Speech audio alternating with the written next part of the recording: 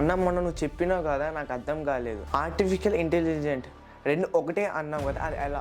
నేను చెప్పేది జాగ్రత్తగా విను. నేను చెప్పింది వింటే నిజం అంటావు.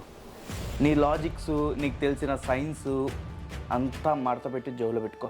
మనం చనిపోయే ముందు మన బ్రెయిన్ ప్రోయాక్టివ్గా పనిచేసిద్దంట. అంటే ఆరిపోయే దీపానికి వెలుగు ఎక్కువ అన్నట్టు. మనం చనిపోయిన 4 నుంచి 6 నిమిషాల్లో మన బ్రెయిన్ కూడా చనిపోతుంది. ఇది మన డాక్టర్స్ చెప్తారు.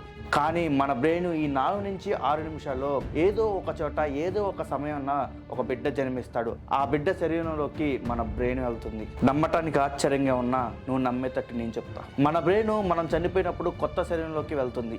వెళ్ళినప్పుడు మన పాత జ్ఞాపకాలన్నీ డిలీట్ చేసుకుని వెళ్తుంది. మన బ్రెయిన్ చాలా ఇంటెలిజెంట్ రా.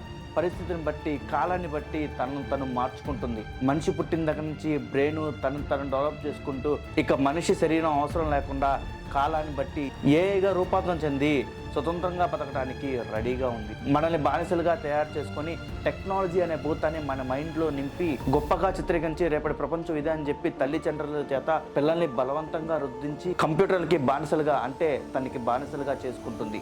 త్వరలో 100% చేసుకోబోతుంది. దీనిని ఆపడం చాలా కష్టం. వినడానికి సినోసిటిక బాగుంది, కానీ ఆలోచించి నమ్మశకంగా లేదు. విపత్తుని మనిషి ఊహించలేడు. అంటే మన మెదడు కూడా ఒక ఏఐ అంటావా? ఆర్టిఫిషియల్ ఇంటెలిజెన్స్ని రూపొందించింది ఎవరు? మనిషి. అంటే మనిషి యొక్క మెదడు కాదంటావా? మీరు కాదంటారా? అవునంటారా?